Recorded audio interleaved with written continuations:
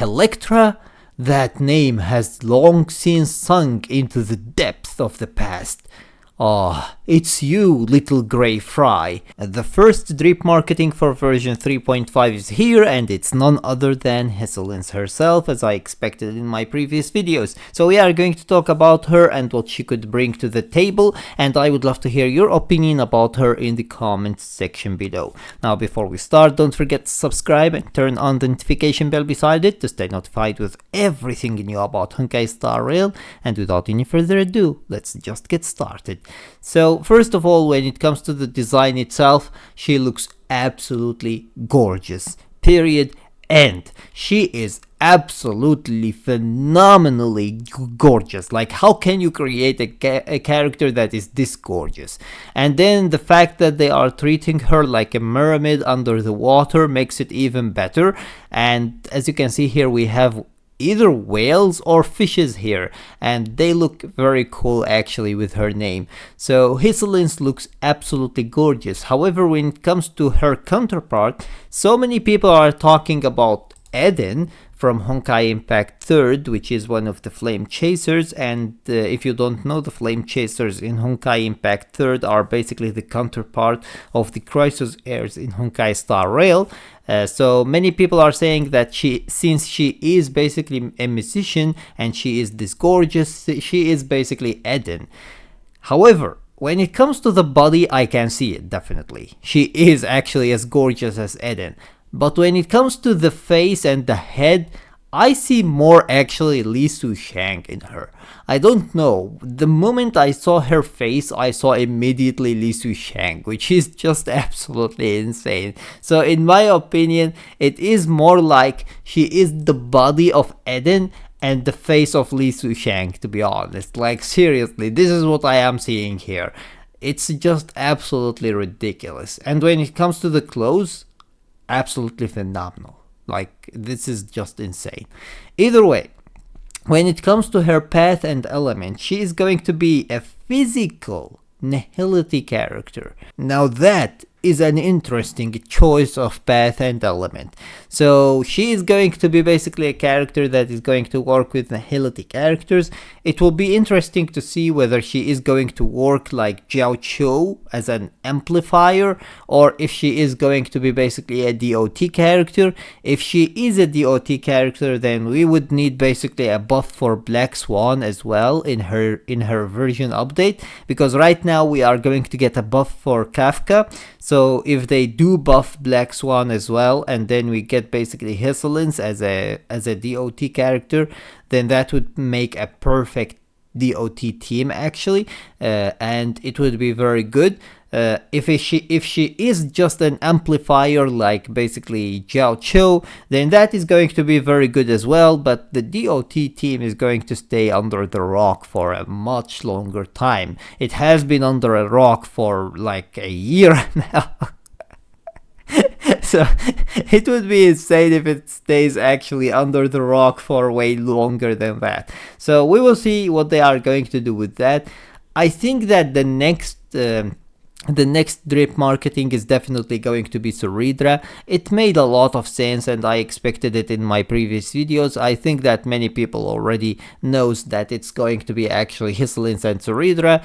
They make the most sense between basically between Phainon and Cyrene, and I think that after Suridra in version 3.6 we are going to get basically the other two unknown Chrysos Heirs, and then we are done with all of the Chrysos Heirs, and the only one that is left is basically Cyrene, and Cyrene is going to be most likely the final character that we see in the Amphoreus arc basically. So we will see how they are going to handle that. For now, a physical nihility character is what we are going to get, Hysilens. So let's read about her. Helektra? That name has long since sunk into the depths of the past. Ah, it's you, little grey fry. Call me Hysilens. I am the Knight Commander of the Holy City, and I will remain on watch. I will not let the storms of fate cloud your eyes. Wow, that's actually cool. Wave-Strumming Knight, Helektra, Styxia. Oh, okay. She is from Styxia? She is from the same city that basically Castorus is from, okay? And her name is Helektra. Like, why are you calling her Hysilens when you have a much cooler name here? Helektra. Jesus Christ. A coastal city of intoxication and dreams, where echoes of old songs still drift among the waves. Helektra, daughter of the sea. Yeah, they are making her a mermaid actually. Chrysos Heir who cleanses the ocean's Coreflame. Oh, okay. Dispels. Unfortunately, this is one of the Coreflames that we are never going to see the Titan for. Even though this is literally the Titan, but the old Titan we are not going to see because it's already basically returned. The Coreflame is already returned and the Titan is dead basically. This dispels the murky undercurrents and orchestrates a fest of revelry for the heroes beyond the sky. My god, I need to make my English better. The show must go on, even if hope is as fragile as bubbles. The waves will keep surging forward. Affiliated city-states, Styxia, Okema Divine Authority, Chalice of Plenty, Pagusa.